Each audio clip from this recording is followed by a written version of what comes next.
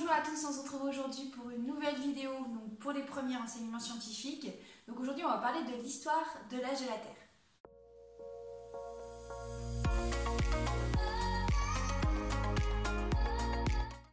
Donc, la Terre est très vieille, l'ordre de grandeur de son âge n'a aucun rapport avec la vie humaine. Si aujourd'hui on estime qu'un homme peut aller jusqu'à à peu près 100 ans, l'âge de la Terre on l'estime à 4,57 10 puissance 9 années. Mais quelles sont les étapes qui ont permis de dater la Terre? Durant l'Antiquité, les phénomènes terrestres étaient en général attribués à des causes divines ou surnaturelles. Par exemple, chez les Grecs, on pensait que les tremblements de terre étaient dus à Poséidon, qui est donc un dieu, et qui était appelé à cette époque l'ébranleur du sol. Donc pour Aristote, la Terre est éternelle. Elle a toujours existé et elle existera toujours. La question ne se pose même pas sur quel âge elle a. Mais c'est avec l'apparition des religions monothéistes et le fait qu'un Dieu unique ait créé la Terre que la possibilité de sa naissance s'installe.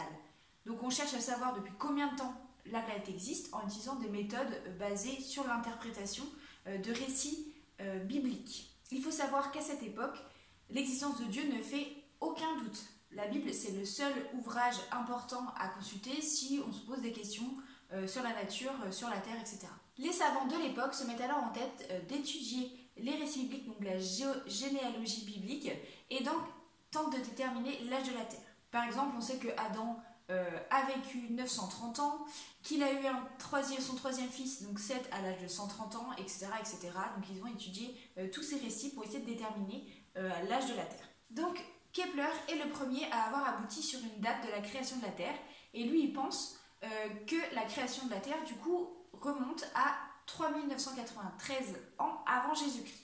Un autre savant, Usher, lui propose que la Terre a été créée le 23 octobre de l'an 4004 avant Jésus-Christ. Et pour finir, Newton, que nous connaissons tous, parvient à une date de 3998 ans avant Jésus-Christ. Donc ces datations sont aujourd'hui fausses, on le sait, mais elles résultent quand même d'une méthode et d'un calcul qui sont conformes à la science de cette époque, qui a aujourd'hui évolué. À partir du XVIIIe siècle, on a des progrès techniques qui sont mis en place, qui ont permis de développer de nouvelles méthodes scientifiques afin de dater la planète. Au XVIIIe siècle, le comte Buffon étudie le taux de sédimentation des couches géologiques. Vous vous souvenez, la sédimentation, c'est le dépôt de particules, donc de sédiments, sur une surface. Et donc en étudiant ce taux de sédimentation, il a pu estimer que si on observe qu'il faut par exemple un siècle pour déposer 1 mm de couche argileuse, du coup on peut estimer devant une falaise argileuse qu'il faut 1 million d'années pour que cette falaise se constitue. Donc grâce à cette méthode d'étude des taux de sédimentation, Buffon il a pu estimer l'âge de la Terre à 75 000 ans. Buffon met également au point une méthode de datation qui mesure le temps de refroidissement de sphères chauffées. Il imagine qu'à l'origine la Terre était comme une grosse boule de lave, et donc il essaie de déterminer quel temps il faut pour que cette boule de lave se refroidisse et donne la Terre actuelle. Il met donc en place un protocole pour mesurer le temps de refroidissement de boulets métalliques de différents diamètres qui ont été chauffés, et il en tire une loi qui porte sur la vitesse de refroidissement en fonction du rayon. Connaissant le rayon de la Terre, donc qui est de 6370 km environ, il a pu déduire que la Terre a dû mettre finalement, en contradiction avec ce qu'il avait trouvé avant, un peu plus de 75 000 ans à se refroidir. Ces résultats ont été repris ensuite par Kelvin au XIXe siècle. Donc c'est un physicien anglais qui va s'appuyer sur des calculs mathématiques beaucoup plus fins.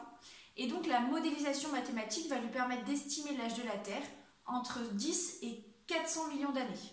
Bon, au fur et à mesure de la mise au point de ces outils mathématiques, il a ensuite révisé son estimation et donc dit que la Terre se trouvait plutôt entre 10 et 40 millions d'années. Toujours au XIXe siècle, Charles Darwin étudie les roches géologiques de la vallée de Weald dans le sud de l'Angleterre, et en s'appuyant sur le taux actuel de l'érosion, donc l'érosion c'est le fait que le vent, l'eau, etc. vont abîmer les roches actuelles, il estime que les roches les plus anciennes ont au moins 300 millions d'années, ce qui remet en question les calculs de Kelvin. Donc les progrès techniques et scientifiques à partir de la Renaissance ont permis de montrer que la Terre n'était pas éternelle et qu'elle était bien plus vieille que ce qu'annonçaient les récits mythologiques des différentes civilisations.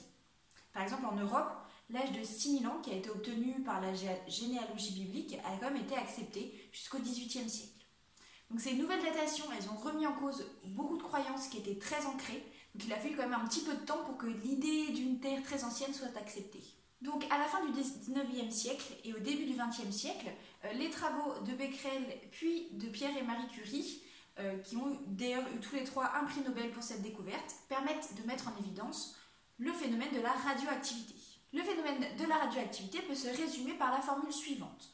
Un atome pair, qui est donc un atome qui est instable, donc radioactif, va se désintégrer et donner un atome fils, qui lui est stable, donc qu'on appelle radiogénique, et va donner également une émission d'énergie. La période radioactive des éléments radioactifs dépend donc de ce qu'on appelle la période de demi-vie de cet élément.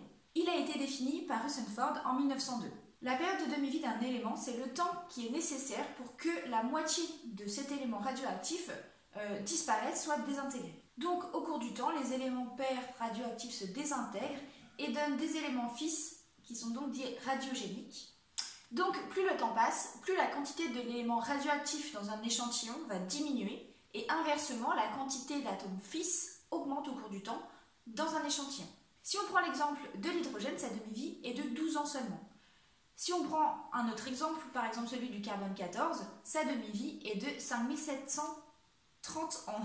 Donc en utilisant les propriétés des atomes radioactifs et en mesurant la proportion d'atomes fils et la proportion d'atomes pairs, dans un échantillon, on peut déterminer l'âge de cet échantillon et on parle de radiodatation.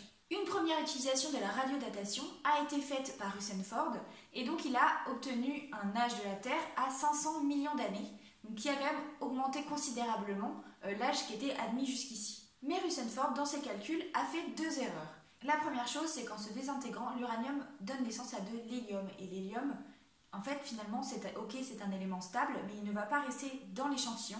Il peut facilement s'échapper en fait sous forme de gaz de l'échantillon. Donc pour la datation, c'est pas très scientifique, on va dire. Donc la deuxième chose, c'est que les roches qui ont été utilisées, c'était des roches continentales. À l'époque, la théorie de la tectonique des plaques n'existait pas et on ne savait pas que les roches continentales étaient sans cesse remaniées et renouvelées.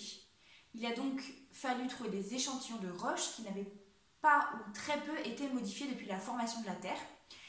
Et donc, c'est à ce moment-là qu'on a décidé d'utiliser des météorites. Les météorites, ce sont des corps qui se promènent entre guillemets dans l'espace et qui ont été formés en même temps que la Terre, en même temps que le système solaire. Elles n'ont donc pas été altérées et donc elles peuvent être utilisées très facilement pour dater l'âge de la Terre. C'est donc Patterson en 1953 qui parvient à dater le plus précisément l'âge de la Terre en utilisant la méthode de la radiochronologie grâce au couple uranium-plomb sur des météorites et donc il obtient un âge de 4,55 millions d'années.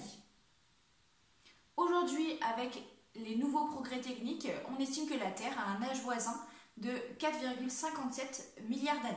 Donc voilà pour ce qui est de l'âge de la Terre, ça fait beaucoup de choses à emmagasiner, je veux bien vous croire. Pour vous aider, du coup, je vous ai fait comme d'habitude une petite fiche de révision que vous pouvez imprimer donc en recto verso et plier de cette façon.